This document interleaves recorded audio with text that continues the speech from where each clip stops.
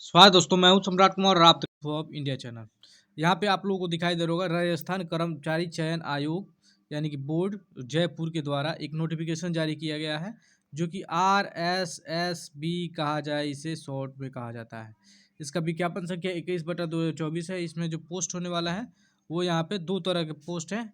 संविदा कनिष्ठ तकनीकी सहायक, जिसे कहा जाएगा जूनियर टेक्निकल असिस्टेंट, और यहाँ पे अगर जो ये इसे संविदा सहायक लेखा सहायक कहा जाए तो अकाउंटेंट इसे कहा जा सकता है। तो यहाँ पे दो तरह के पोस्ट हैं। यहाँ पे जो वैकेंसी है वो 2021 जो है वो गैर अनुसूचित जाति की क्षेत्र के लिए है, और यहाँ पे 180 जो है बैकलॉग की सीटें हैं। उसके साथ ही यहाँ पर लेखा सहायक की 316 सीटें हैं, जो कि गैर अनुसूचित क्षेत्र के लिए है, और अनुसूचित क्षेत्र के लिए 84 सीटें हैं। यानी कि जहाँ पे अनुसूचित क्षेत्रों की का मतलब हुआ कि जहाँ पे अनुसूचित जातियों की जनसंख्या ज़्यादा होगी, वहीं पे आप लोगों की पोस्टिंग की जाएगी। तो सब मिला दिया जाए तो यहाँ पे 2200 जो है वो जूनियर टेक्निकल असिस्टेंट का वैकेंसी है, और यहाँ पे 400 जो है होने वाला है संविदा लेखा सहायक की वैकेंसी है।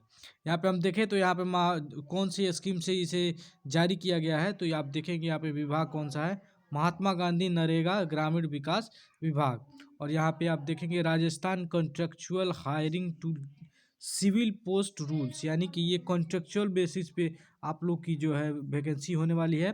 कॉन्ट्रैक्ट लेवल पे आप लोग की जो है आप लोग का भर्ती कराया जाएगा। तो यहाँ पे हम इसके बारे में जानने वाला है, एग्ज़ाम पैटर्न क्या होने वाला है, सिलेक्शन प्रोसेस क्या होने वाला है, उसके साथ ही आप लोगों का जो है सैलरी कितनी मिलेगी, और जो कैटेगरी वाइज सीटें कितनी हैं, इस सभी डिटेल के बारे में हम जानेंगे। तो आपने मेरे चैनल को सब्सक्राइब नहीं किया है तो जल्द से जल्द सब्सक्राइब करें, क्योंकि जॉब से रिलेटेड जो भी नोटिफिकेशन होती है आपको मिलती रहती है मेरे चैनल पे। यहाँ पे सबसे पहले बताया गया है कि यदि आप अगर जो दोनों के लिए अप्लाई करना चाहते हैं तो दोनों के लिए अलग अलग आप लोग को फीस जमा करके आप पेमेंट करके और जमा कर सकते, और आप लोग फॉर्म को भर सकते हैं। यहाँ पे आप देखेंगे तो ये जो वैकेंसी है उसमें सबसे पहले बताया गया है कि ऑनलाइन अप्लाई आप कहाँ से करेंगे। तो यहाँ पे RSSB राजस्थान GOV.in ऐप पे आएंगे। उसके बाद से रिक्रूटमेंट एडवर्टाइजमेंट पे आने के बाद सप्लाई ऑनलाइन का लिंक दिखाई देगा। वहाँ पे आप आने के बाद से जो है अप्लाई कर सकते हैं। यहाँ पे अप्लाई करने के लिए जो फ़ी रखा गया है, अगर जो SC ST या फिर PWD से आप आते हैं तो 400 रुपये का फ़ी रखा गया है। वहीं अगर जो अनरिजर्व या किसी दूसरे स्टेट से आते हैं तो 600 रुपये का फ़ी आप लोग को देना पड़ेगा। ये सबसे पहले बात बता दूं मैं आप लोगों की कि यदि अगर जो राजस्थान से बाहर से आते हैं तो आप लोगों को जो आप लोग को रिजर्वेशन का जो फ़ायदा है वो नहीं मिलता है।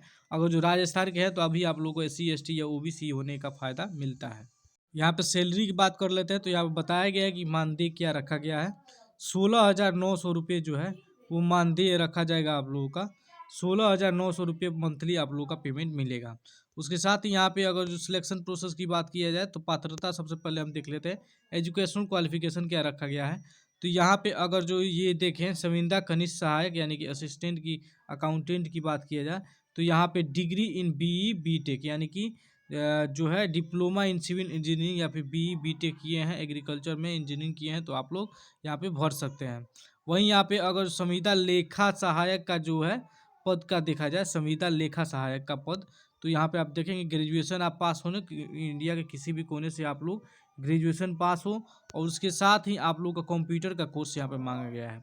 O लेवल का कोई कोर्स किए हों, जैसे कि DOE ACC से किए हों, या फिर COPA आता है उससे किए हों, जिसे computer operator and programming assistants के नाम से जाना जाता है। DPCS से किए हों, या फिर diploma in computer science and engineering किए हों, या फिर डिप्लोमा इन इंफॉर्मेशन टेक्नोलॉजी किए हों, या फिर डिप्लोमा इन कंप्यूटर साइंस या फिर कंप्यूटर एप्लीकेशन फ्रॉम यूनिवर्सिटी, या फिर किसी इंस्टीट्यूट से किए हैं, रिकॉग्नाइज इंस्टीट्यूट से किए हैं, तब आप लोग यहाँ पे फॉर्म को भर सकते हैं। तो यहाँ पे अगर जो आप ADC भी किए हैं तब भी आप लोग फॉर्म को भर सकते हैं।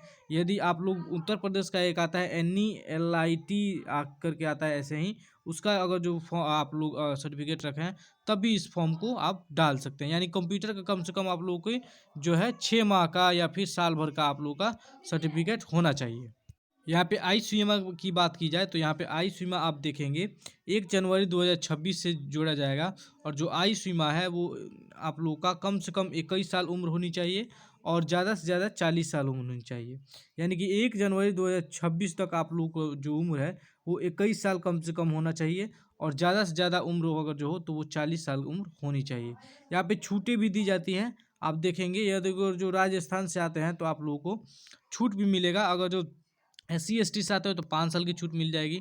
वहीं अगर जो OBC से आते हैं तो आप लोगों को 3 साल की छूट मिल जाएगी। यहाँ पे ये भी बताया गया है कि आप लोगों को पेंशन भी दिया जाएगा, इस पे पेंशन भी दिया जाएगा, यानी कि जो आप लोग की सैलरी है उसमें पेंशन भी दिया जाएगा। यहाँ पे ऑनलाइन करने का जो डेट है वो रखा गया है, तो 8/1/2025 से ऑनलाइन शुरू है, और आप लोग 6/2/2025 तक आप ऑनलाइन अप्लाई कर सकते हैं। आप लोग का 8/1/2025 से लेकर 6/2/2025 रात्रि के 12 बजे तक आप ऑनलाइन अप्लाई कर सकते हैं। परीक्षा का आयोजन जो होगा वो कंप्यूटर बेस्ड होगा, यानी कि सबसे पहले आप लोगों का जो एग्ज़ाम लिया जाएगा, और एग्ज़ाम के बाद से आप लोगों का जो है मेरिट निकाला जाएगा। तब आप लोगों का जो है सिलेक्शन करके, और उसके बाद से आप लोगों को हाथ में ज्वाइनिंग लेटर दिया जाएगा। तो 18/5/2025 को जो है वो भर्ती परीक्षा होने की डेट रखी गई है। और यहाँ पर संविदा लेखक सहायक की जो भर्ती परीक्षा, यानी कि 2 तरह के पद हैं। तो जो कनिष्ठ सहायक की जो टेक्निकल डिग्री है उसमें यहाँ पे 18/5/2025 को एग्ज़ाम है। और वहीं अगर जो देखा जाए दूसरा पोस्ट का, तो 16/6/2025 को एग्ज़ाम होने वाला है। ये CBT मोड में भी हो सकता है, टैबलेट मोड में भी हो सकता है, या फिर ऑफलाइन OMR सीट पे भी हो सकता है। तो वो आप लोगों को जब एग्ज़ाम होगा तब आप लोगों को पता चलेगा। यहाँ पे नॉर्मलाइजेशन की जो प्रक्रिया है वो लागू होगी यहाँ पे। और जो प्रवेश पत्र है वो आप लोगों को घर पे नहीं भेजा जाएगा, बल्कि ऑफिशियल वेबसाइट पे आएगा, और वहाँ से आप लोग डाउनलोड करेंगे। आप लोग को ऑनलाइन करने के लिए इस वेबसाइट पे आना है, यहाँ पे आके आप ऑनलाइन कर सकते हैं। इस वीडियो में मैंने सिलेबस के बारे में नहीं बताया, और एग्ज़ाम पैटर्न के नहीं बारे में नहीं बताया। अगले वीडियो में मैं बता दूंगा कि आप लोगों का सिलेबस क्या होने वाला है, एग्ज़ाम पैटर्न क्या होने वाला है। यहाँ पे आप देखेंगे तो यहाँ पे लगभग 7 मिनट का वीडियो हो गया है। तो आप लोग अगले वीडियो का जो है वो नोटिस आप लोग को मिल जाएगा। और मिलते हैं अगले वीडियो में, तब तक के लिए बाय बाय। और ये वीडियो आप लोगों को लिए अगर जो हेल्पफुल लगा हो तो मेरे इस चैनल को सब्सक्राइब करिए, और इस वीडियो को लाइक ज़रूर करिए। वीडियो को बनाने में थोड़ा सा मेहनत लगता है, तो इसे वीडियो को लाइक ज़रूर करिए।